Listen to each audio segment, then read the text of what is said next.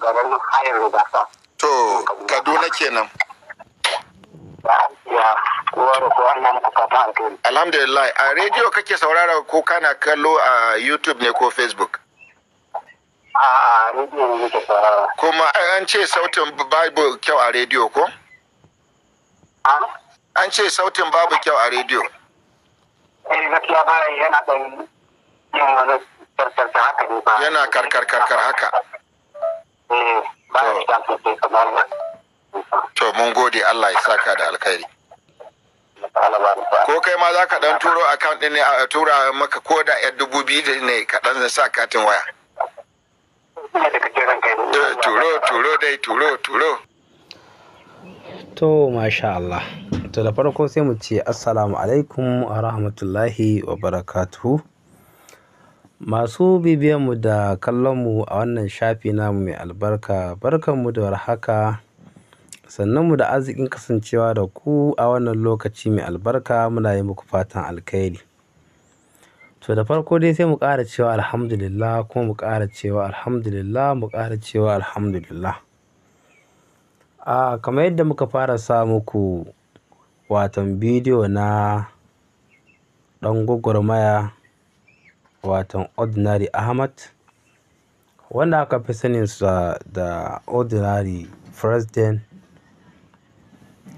Idan ba ku manta ba, wannan bawan Allah ya ɗauki tsawon kwanaki shiru babu shi babu labarin shi, inda da shirin yayi yawa har ta kai ga mutane sun fara damuwa akan wani hali yake ciki, inda aka fara tura saƙonni ta hannun wakilinsa wanda ake kiran shi da ɗan hajiya.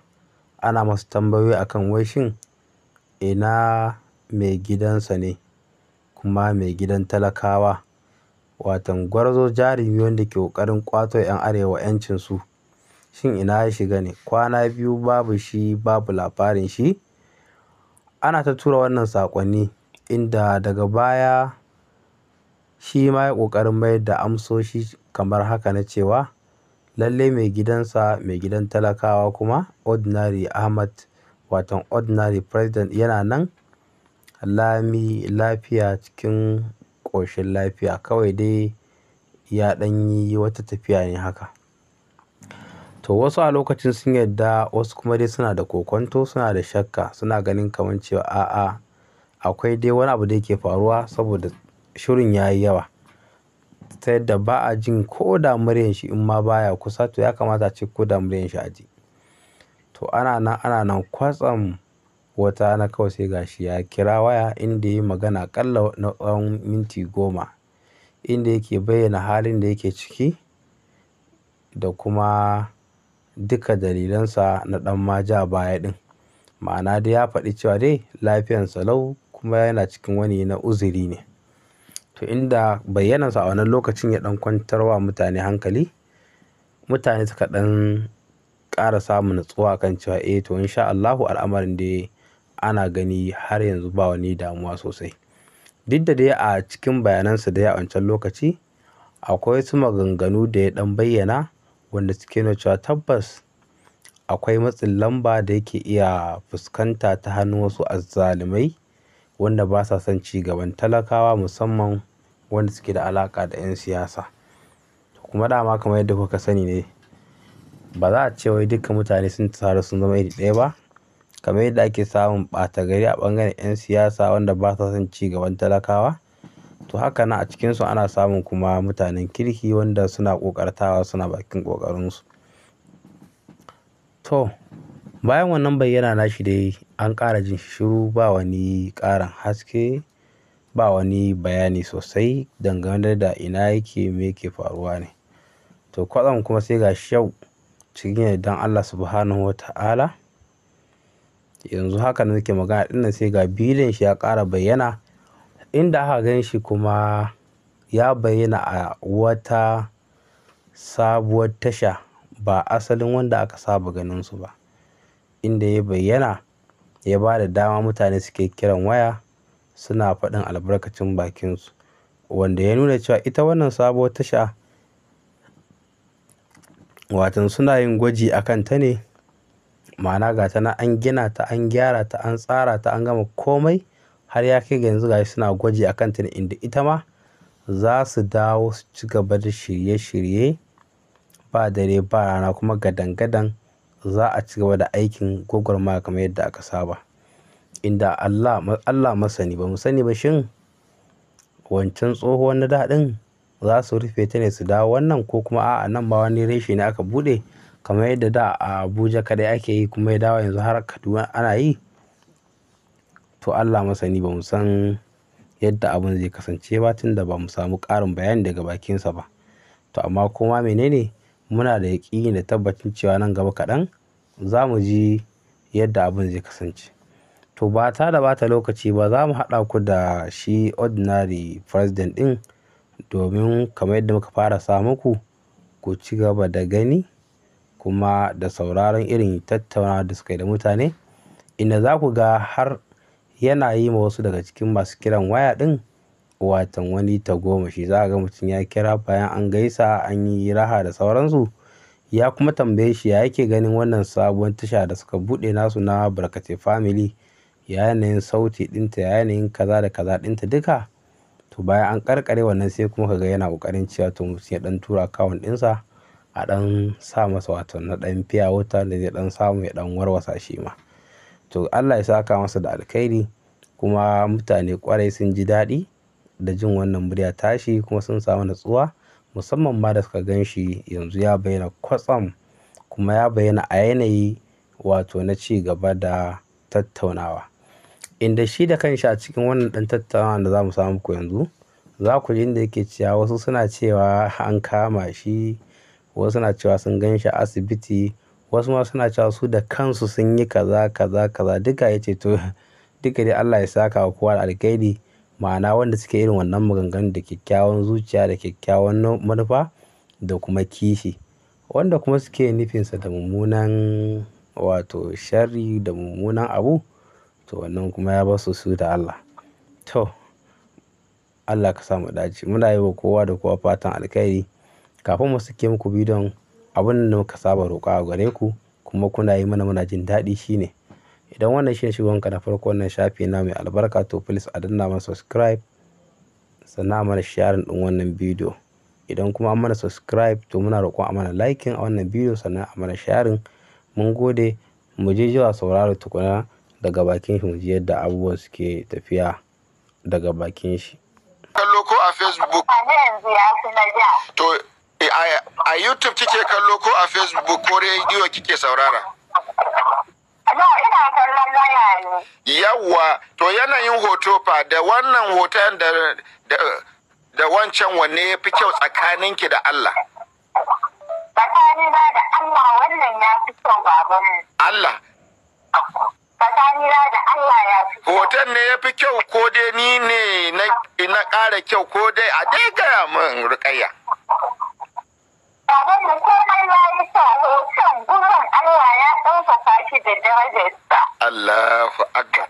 Akwai za a ɗan haska inda mutane za su zauna in sun zo studiyon. Oga ɗan Hajiya, ku haska min.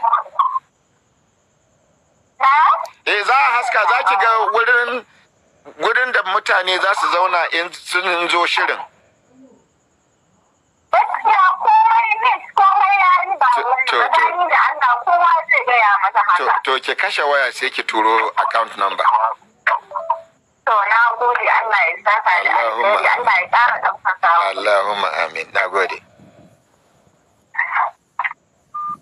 Gidan rediyon Barkatai Family Arewa muna nan ana jin mu, kuma duk inda kake sauraron mu da Allah, in ka bugo ko kuma in za ka ainihin rubutu a kafan abinan a YouTube, sai ka nuna mana cewar ga ina kake kallon mu ko kake sauraron mu, sannan ka gaya mana yaya yanayin hoto ko sauti. Jabiru Hassan ya ce baba Allah ya baka lafiya da kwarin, ba ga sauran ba. ni fa lafiya na lau, ko da aka ce an sace ni wasu suka ce ina bursuna, wani ma ya ce ya je ya ganni a bursuna, wani ya ce ya ganna asibiti ana min ƙarin jini, wani ma ya ce ya ga gawa na, wani to dai Allah ya saka muku da alkhairi. Masu muguwar manufa kuma to na baku da Allah. Muhammad Bulama ya ce barka da zuwa babanmu.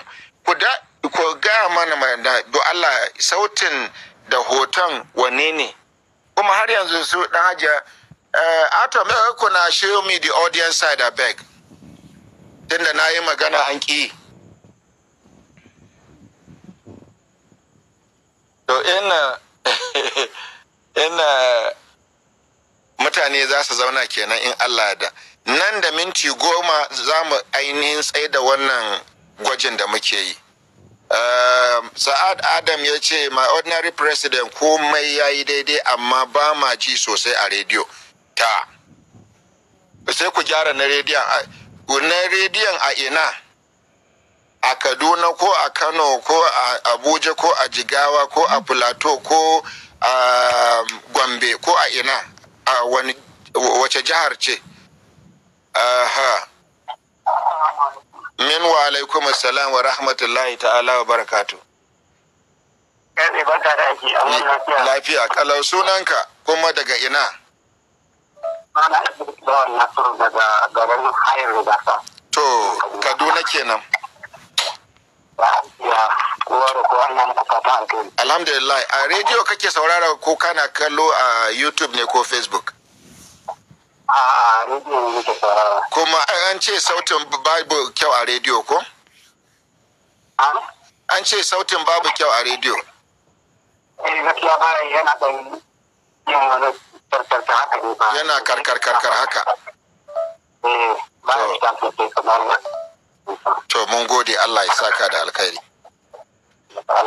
Ko kai ma za ka dan turo account din ne a tura maka ko da 2,000 ne ka dan sa katin waya. Turo. Masha Allah. To dalilin wannan gwajin kenan domin mai yan gyara. Kuma ina malaman makarantar jihar Kaduna waɗanda suka kawo ƙorafi Malam Nasiru lokacin yana gwamna ya kwace gidajensu ya kore su da aka kai musu wulakanci. To albishirinku, gwamna Obasani ya da na kai kokenku gurin shi ta hanyar Deputy Chief of Staff wato Barrister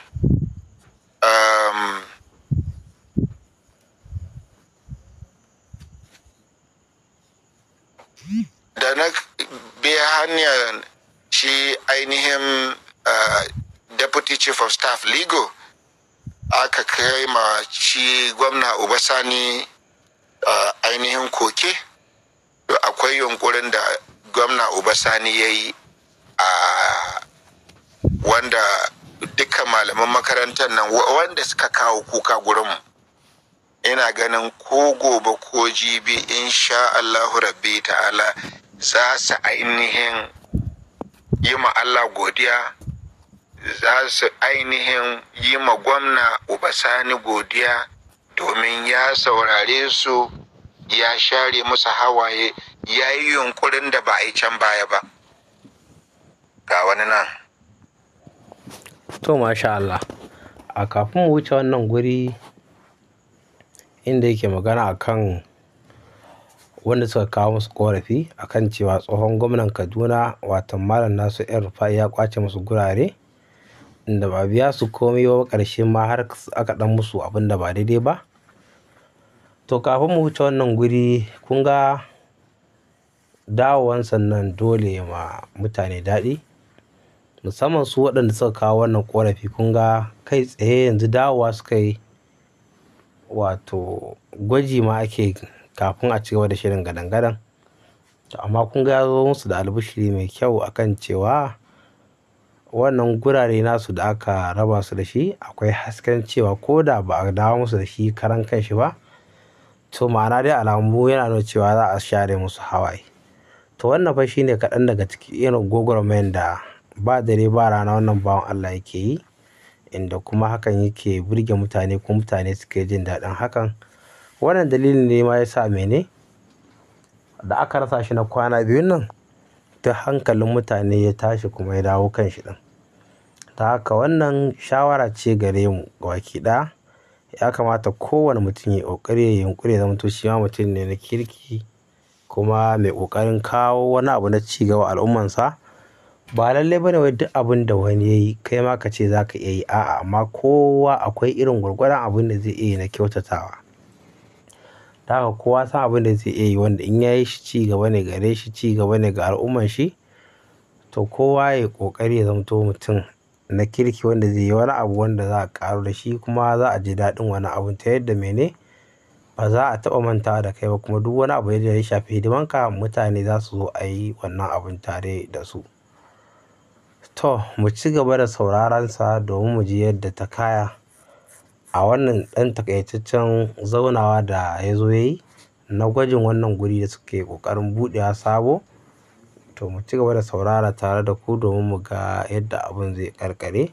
Muna yi muku fatan alkhairi, ku yi mana sharing ɗin wannan bidiyo. Mu je zuwa Ordinary Ahmad. Alo. To gashi dai abin nan yana tafiya kuma babu sauti. Lambar da za a kira ita ce 080 na'am 56 na'am 72 na'am 55 na'am 67 na'am. Da Allah masu kallo a YouTube sai ku gaya mana idan sautin a nan YouTube yana da kyau ko ba yi da kyau. Wa alaikum assalam. Alhamdulillah, sunanka kuma daga ina? Na kwana da ma'aikata daga Kaduna. Na'am. Na'am, kuna sauraron ku a cikin rediyo ne. Amma sautin ya yake? To da yake buɗe gaskiya nan inda muke muna jin sauti kan gararan. Na'am. Wallahi sai kuma muna muku fata alkhairi da irin wannan shirye-shirye da kuke, Allah ya fara taimako. Allahumma amin. Mun gode, Allah ya saka da alkhairi. Da wannan sautin da kake ji da sautin da wanne ya fi daɗi a kunne? Da yake kasar mu mutanen ƙauye ne ba kowane lokaci ne muke sauraron ku, wani lokacin da muka dan samu dama wajen network. A ɗan daman da kuka samu da yanzu wanne ne ya fi? Gaskiya wannan din bai dan kai na daɗin ba kaɗan. Yawwa, na gode, Allah ya saka da alkhairi, to madalla. To amma.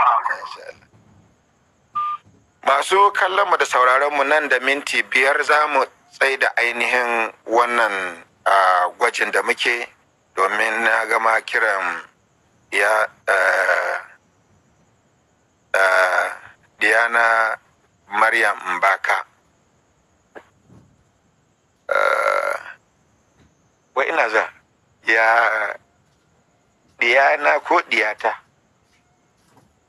Diyata tunda mace ce. In namiji ne ɗana, kai Hausa da wahala wani lokaci.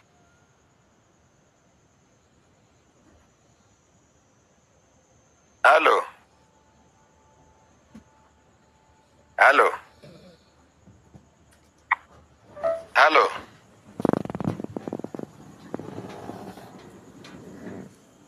To, gashi dai abin na tafiya kuma ba a ji.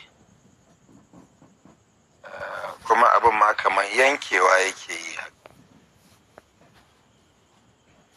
Lambar da za a kira ita ce 080 na'am 56 na'am 72 na'am 55 na'am 67 na'am. Alo. Min wa alaikum assalam wa rahmatullah.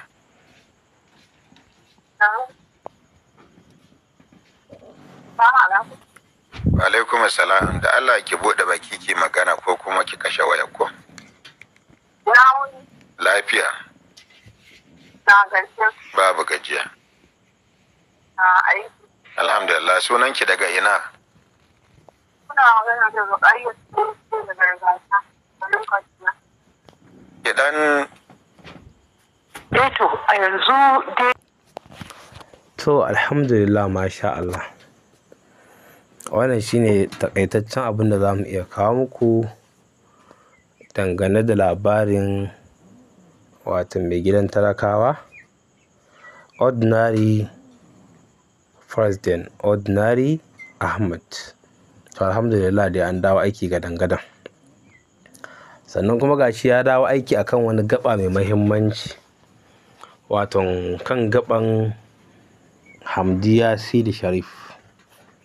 Tunda kamar yadda kuka sani yanzu ana wani lokaci ne na ana cikin shari'a na ta kwatsam kuma sai aka neme ta aka rasa.